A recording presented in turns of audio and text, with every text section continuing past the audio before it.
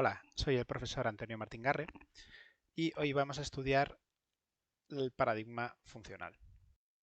Esto que estáis viendo ahora mismo es una lambda, es el logo de Haskell concretamente, pero bueno, la letra lambda, el símbolo lambda, lo vais a ver muy asociado a la programación funcional. ¿Vale? La programación declarativa, en concreto la programación funcional. También, bueno, es posible que veáis algún símbolo de asignación tachado. Bueno, es una de las características del lenguaje funcional. Pero bueno, hoy vamos a ver qué mentalidad debemos tener, cómo debemos pensar para trabajar con un lenguaje funcional.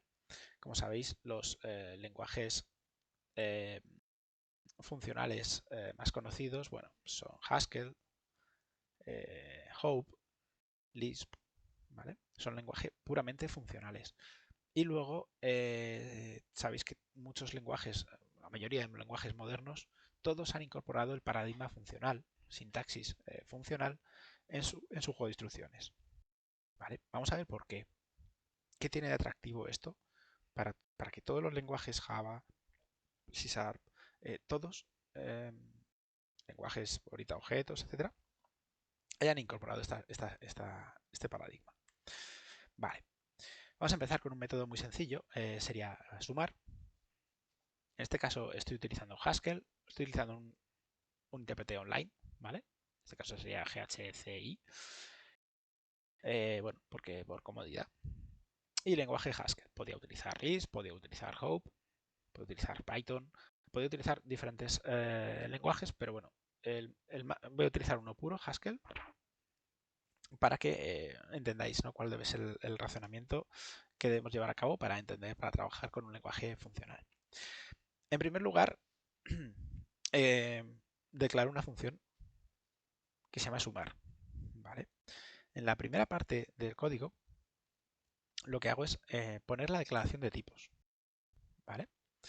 Y en la segunda, el cuerpo de la función. ¿Vale? Esto simplemente es la instrucción, la primera instrucción, cuál es la primera función que debo ejecutar. ¿Vale? Fijaos que una cosa clave en los lenguajes funcionales es que es una simplificación, ¿vale? Lo toméis al pie de la letra, pero en este paradigma solo hay funciones. Sería una forma de comprender este paradigma es pensad en una persona que sea matemática, ¿vale? Que no haya visto un ordenador jamás y sea un matemático puro. A un matemático puro no podrías hablarle de variables, no podrías bueno, de variables de memoria, ¿no? Para un matemático, no, en el campo de las matemáticas, no tiene sentido que una función, si le llamas con un parámetro, haga cosas por fuera, modifique una variable de memoria por ahí y luego el resultado sea uno, pero que luego si le vuelves a invocar el resultado sea otro. Y además haya modificado datos que estén en algún lugar de memoria o incluso de los propios parámetros. ¿Vale? Esto no tiene ningún sentido en matemáticas. Un matemático explotaría, implosionaría. ¿Vale? Son conceptos que los tenemos muy arraigados, estamos muy familiarizados todos los que hemos trabajado con lenguaje procedimental, con C, con bueno, Pascal, Módula 2.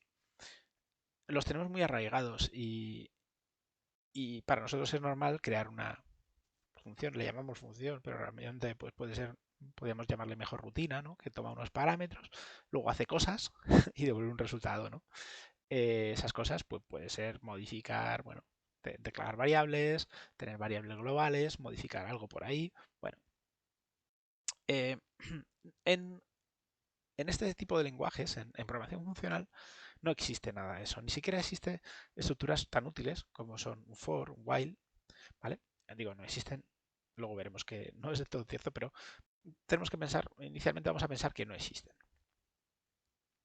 Es decir, tenemos funciones, tenemos la posibilidad de declarar funciones, indicamos su tipo, ¿vale? Que esto es muy matemático. En este caso, mi tipo es un binomio, mi tipo de entrada es un binomio de dos enteros, ¿vale? Vais a ver int o integer, hay un sutil matiz en el tipo de dato, pero bueno, integer.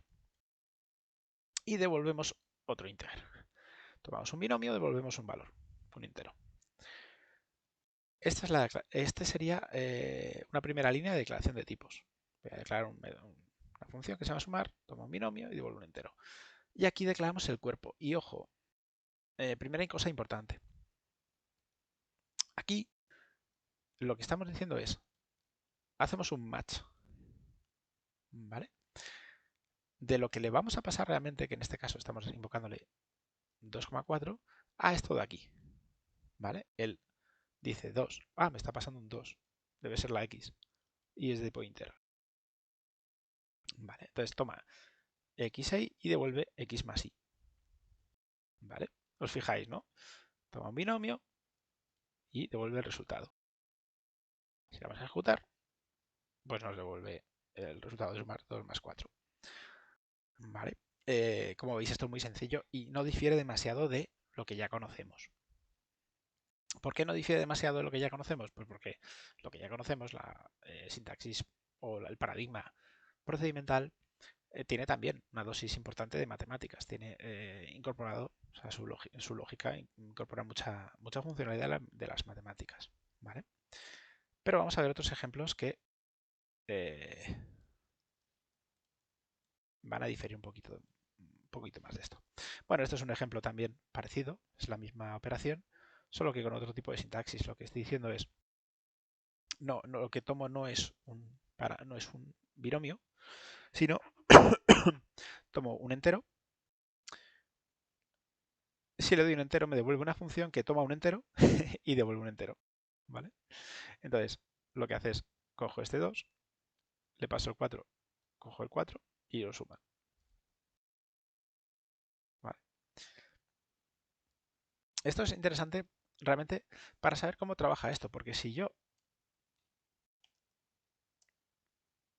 le pongo esto, aquí lo que tiene que devolver esto es una función. ¿Vale? Esto lo vais a entender ahora un poquito mejor. Vamos a ver otro ejemplo más sencillo.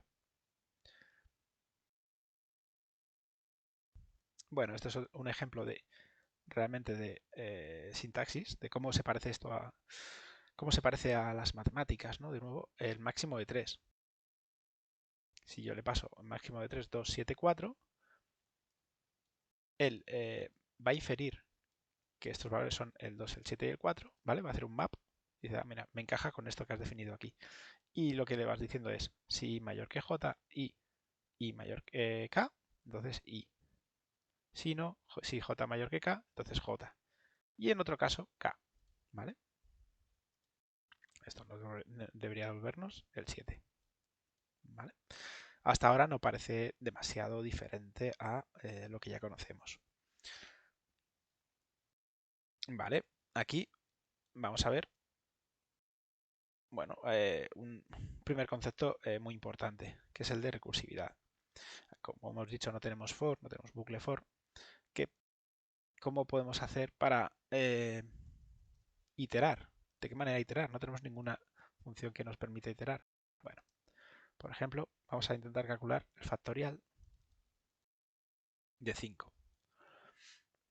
Y fijaos lo que se hace. Lo que se hace es factorial. Primero lo que ponemos es, podemos declarar la función tantas veces como queramos. Porque lo que va a hacer es un encaje de patrones. ¿Vale? Va a empezar encajando desde de arriba para abajo y va a decir, factorial de 0, ¿cuál es? 1. Yo decido que factorial de 0, porque tomo un número entero, es 1. Eso es lo que se llama condición de parada de la recursividad. ¿Vale? Y factorial de n, factorial de cualquier otro número que no sea 0, es igual a ese número multiplicado por factorial de n menos 1. ¿Vale? ¿Qué quiere decir esto? Que cuando ponemos aquí factorial de 5, que es lo que me devuelve es 120, esto realmente está haciendo factorial de 5. Y bien, aquí dice, ¿es factorial de 0? No. Vale. ¿Es factorial de n? ¿Encaja esto? Sí. Entonces esto es igual a n por n, que es 5, por factorial de n menos 1. Factorial de 4. Y vuelve a procesar esto y dice, factorial de 4, ¿qué es? Pues vuelve a procesarlo y dice que es 4 por factorial de 3. Y vuelvo a procesar esto. Dice, esto es igual a 3 por factorial de 2. Y se invoca a sí mismo de nuevo y dice que esto factorial de 2 es 2 por factorial de 1. Y vuelve a invocarse a sí mismo y es 1 por factorial de 1 menos 1, que es 0. Y en este caso, cuando va a ejecutar factorial de 0, encaja en este primero. Factorial de 0, que es 1. Y esto es lo que calcula. 5 por 4 por 2, que esto es igual a 120. ¿Vale? Eso se llama una función recursiva. Y en una función recursiva, pues una función recursiva se invoca a sí misma, se vuelve a invocar a sí misma.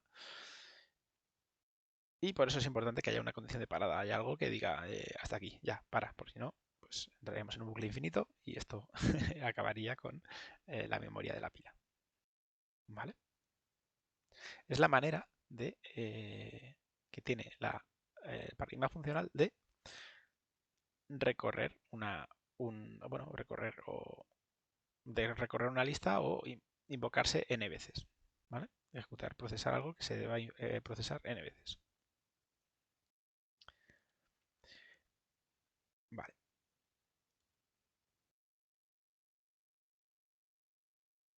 Esto también es muy interesante. Vale, vamos a simplificar un poquito este ejemplo. Vale. Aquí, esto que tenemos aquí es la manera en la que tiene Haskell de representar una lista. Esto es una función que toma una lista y devuelve una lista de enteros. ¿Vale? Aquí, de nuevo, lo que vamos a hacer es encajar patrones. Es decir, si yo defino mi función en base a estas cosas que incorporo aquí. Por ejemplo, si yo digo que mi función de una lista, de esta manera expreso que mi función de una lista vacía es una lista vacía. ¿Vale? O sea que si le pasamos una lista vacía, por favor, devuélveme una lista vacía. Se lo indicamos así. Podemos decir que si me pasas una lista con un solo elemento, devuélveme la misma lista. Por ejemplo, ¿vale? Podemos ponerlo así. Un elemento. Fijaos. Así se lo expreso. O uno solo. Lo más corto. Aquí está ocurriendo algo muy importante, que es que estoy haciendo una cosa que es el encaje de patrones. Y lo vais a ver esto en todos los lenguajes que utilizan este paradigma. Que sin necesidad de declarar esta variable, él, por la pinta que tiene esto, lo va a encajar. Es decir, aquí estoy diciendo que tomo una lista, como parámetro tomo una lista. Aquí lo que digo es, si esa lista, si esto que me estás pasando tiene esta pinta, es decir, que hay una variable concatenado con la lista vacía, esto es concatenado, entonces lo que queramos, por ejemplo, vamos a restarle 1. Me vas a devolver una lista con ese elemento menos 1. Es decir, que si le paso el 10, debería devolverme el 9. Vamos a ver. Una lista con el 9. Ahí lo tenemos. ¿Vale? Y fijaos de qué manera le expreso si esto tiene más elementos. Por ejemplo, si tiene el 1, el 2 y el 3, no va a encajar aquí porque no está vacía. No va a encajar aquí porque no tiene un único elemento. Y fijaos, lo que le digo es que vamos a ponerlo, le podemos poner la variable que podemos nombrarlas como queramos. Primero y resto. Esto está diciendo que si esta lista tiene un primero y un resto, que me devuelva el primero sumado, sumándole 10 concatenado con el resto. ¿Vale? O sea, debería devolverme 11, 2, 3. ¿Vale? Es decir, aquí lo que hay es un ejercicio de macheo, de matching, de encajar patrones. ¿Vale? Y fijaos que es potente porque no he tenido que definir estos tipos. ¿Vale? Es si encaja lo que hay aquí, encaja con lo que hay aquí, entonces ejecuto esto. Y así, en ese orden además. Esto es muy interesante, muy importante y lo vais a ver en múltiples lenguajes. ¿Vale? En todos los lenguajes que utilicen este paradigma lo vais a ver. Lo vais a ver en Python, lo vais a ver en C#, lo vais a ver en Scala. ¿Vale? Y es clave para entender el paradigma funcional. Vale, y otro concepto muy importante, aquí como veis estamos bueno, simplemente lo conectamos con el resto, pero no estamos haciendo nada con esta lista, ¿vale? Con el resto. Fijaos lo que le podemos hacer al resto, a esta lista. Podemos, a ver, este resto, vamos a hacer lo siguiente. En vez de concatenarlo al resto, vamos a llamar a una función que se llama map. Map es una función que toma dos parámetros. Uno, el segundo es la lista y el primero, ¿qué es? Es una función. Es decir, una función que recibe una función como parámetro. Esto lo hemos visto en C, con punteros, etcétera. Se ha visto en otros sitios. Pero fijaos de qué manera más elegante se utiliza aquí esto. Esta map lo que va a hacer es a cada elemento de una lista asociarle, ejecutar contra ese elemento una función. ¿Vale? Y lo interesante aquí no es map en sí, sino cómo le pasamos esa función. Esa función no está declarada, no hemos declarado una función que es con un nombre y le hemos asignado que devuelve para cada n, no, porque ni siquiera tiene nombre, es una función anónima. Y simplemente con esta sintaxis le indicamos que a todo n, a cada n, le sume 5. Si lo indicamos así, esto se lee como lambda n, ¿vale? Se representa así, pero bueno, esto es un lambda, se representa así en Haskell, una barra invertida. Es lambda n, ¿vale? Para cada n, la flechita, n más 5. Y ya está. Estamos indicando un montón de cosas aquí, pero en muy poco, escribiendo muy poquito, ¿vale? De una manera pues muy elegante. Fijaos que lo que ha hecho ha sido, efectivamente, aplicar a nuestro resto, que era 2, 3, le ha sumado 5 a cada uno. ¿Vale? Esto bueno, pues en otros lenguajes, como por ejemplo en Python, vais a ver, por aquí ya había un ejemplo.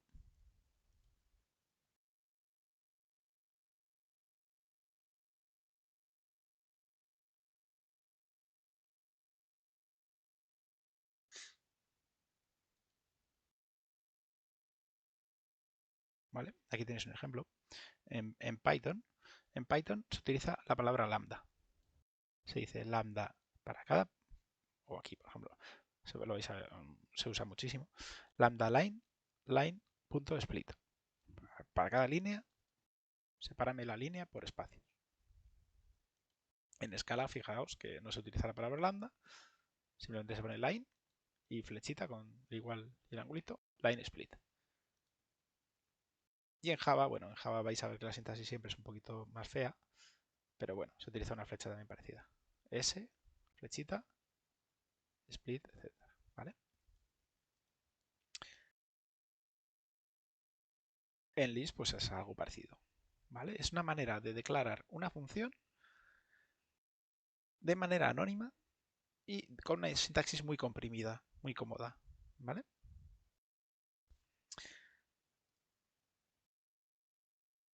Pues esta es otra de las claves del lenguaje funcional, la posibilidad de definir funciones lambda. O sea, notación completamente matemática, funciones lambda, encaje de patrones, ¿vale? Esa sintaxis que lo que tú defines realmente es que entiendes que lo que te están pasando tiene este formato. Si tiene este formato, ejecuto esto, ¿vale? Eso es otro elemento característico del lenguaje funcional. Lo vais a ver también en las propias funciones lambda. Aquí en este caso, pues, lambda line, ¿no? encaja este line, pero podría tener podría tener una estructura más compleja. Podría ser un binomio, podría ser una arista, etcétera. ¿Vale? Este ejemplo que estoy viendo, si os fijáis, es un ejemplo de procesamiento en paralelo, concretamente con Apache Spark. Apache Spark es una librería, es un ejemplo, una librería de procesamiento de datos en Big Data. ¿Vale? De datos de Big Data, una de las más rápidas que hay. Podría haber cogido otro elemento como Entity Framework, que es una librería de acceso a base de datos de C Sharp, del mundo de .NET. Hay muchísimas librerías para muy diferentes ámbitos, en muy diferentes ámbitos, que utilizan esta sintaxis. ¿Vale? Al igual que prácticamente todos los lenguajes de front, pues, pues basados en JavaScript, en TypeScript, prácticamente todos utilizan ya lenguaje funcional. ¿Vale? En este caso, dices, ¿qué ventajas podría aportar esto al lenguaje, al procesamiento? ¿No? ¿Por qué utilizar esta sintaxis, este paradigma y no el acostumbrado al lenguaje procedimental? Bueno, en este caso, fijaos en lo que hacemos. Cogemos y leemos un archivo de texto. ¿Vale? Este archivo podría tener teras, un archivo enorme. Cogemos este archivo y decimos map. Esto es, imaginaos que es un map, ¿vale? El flat map lo único que hace es que si me devuelve un array de arrays, una lista de listas, lo aplana y devuelve simplemente una lista de esos elementos. Coge el archivo de texto y a cada línea lo separa por espacios. ¿Vale? Me va a dar una lista de palabras. Fijaos con qué elegancia se define esto. O sea, para cada línea dame una lista de palabras. Lo ha hecho en map y una función lambda. Y ya está. Otro elemento característico del paradigma funcional, anidación de funciones. Puedes anidarlas tantas veces como quieras. ¿Vale? O sea, anidamos esto, me va a volver una lista de palabras. Y fijaos, hace un map de nuevo y le pasa otra función lambda. Y dice, y a cada palabra,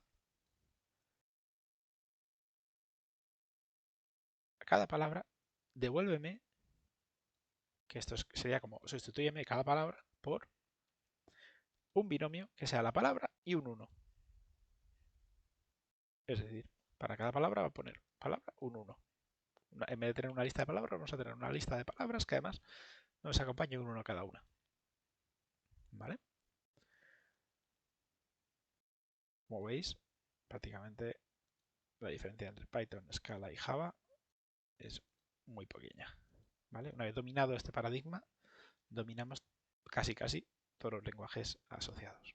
¿Vale? Todos los lenguajes que implementan ese paradigma. Y fijaos lo siguiente. De nuevo, anidamiento, perdón. Llamamos otra función que lo que hace es, fijaos, reduce. Reduce es como map, pero en vez de tomar una única variable, toma dos. Es decir, toma dos variables de una lista y devuelve solo una. Por eso se llama reduce, porque lo reduce la lista. Hasta tener un único valor. Lo que está diciendo es, cuando tengas dos valores, súmamelos. ¿Vale? ¿Qué va a hacer esto? Realmente todo este código, y bueno, y el resultado lo guarda. Lo único que va a hacer este código es contar el número de palabras. ¿Vale? Hay otro elemento característico de los lenguajes funcionales que es, lo vais a ver también en muchas tecnologías, tiene que ver más con el rendimiento que otra cosa, que es la evolución perezosa, que es que el flat map no va a hacer nada, este map no va a hacer nada, y realmente posiblemente este reduce by key no va a hacer nada, y solamente cuando se llame a este save es cuando se va a ejecutar todo a la vez. ¿Vale? Es una característica propia de estos lenguajes. Aquí, por ejemplo, pues lo veis de nuevo, hasta que no se llama realmente a count, todo esto no se ejecuta. ¿Vale? Es muy común, vais a ver mucho anidamiento de funciones. Y a veces la sintaxis puede ser un poquito, puede ser difícil de descifrar todo lo que hace. ¿Vale? Pero siempre que veáis la map, reduce, etcétera, realmente va a ir acompañado seguramente de funciones lambda y realmente está haciendo un montón de cosas en muy poquito código, ¿vale? Muy poco código va a estar trabajando con, pues, con listas, etcétera, de una manera muy potente, ¿vale? Además, una cosa muy importante, el hecho de trabajar de esta manera, aquí realmente cuando hablamos de un lenguaje declarativo, nos está explicando qué es lo que debe hacer, pero no el cómo. En este caso, es posible que este lenguaje, este código, se esté ejecutando en un framework, ¿vale? De Spark, que no esté ejecutando en una única máquina, sino que esté ejecutando en a lo mejor 100 máquinas en Amazon, ¿vale? Y lo que va a hacer internamente es dividir esta cadena de texto, dividirla en 100 trozos. Y cada máquina, cada nodo, va a ejecutar una parte de todo esto. Como por las características del lenguaje funcional hemos dicho que los datos son inmutables, no hay modificación de datos, no hay efectos laterales, etcétera. Todo es muy previsible, de manera que cada nodo puede procesar, puede procesar todo esto por separado y luego en última instancia reduce hace la suma de todo y de esta manera pues se guarda aquí el resultado esperado. Y de esta manera hemos procesado cientos de gigas en un corto espacio de tiempo, porque se ha hecho de manera paralela. ¿Por qué se ha hecho de manera paralela? Porque este lenguaje es declarativo, no hemos especificado cómo se implementa, sino simplemente los pasos que debe seguir. ¿Vale? ¿Cuál es el resultado esperado? Y la potencia y por qué se utiliza tanto este paradigma últimamente.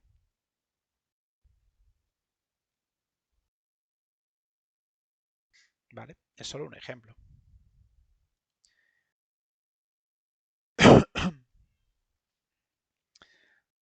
Bueno, espero que con esto os haya despertado el interés, ¿no? por el paradigma funcional.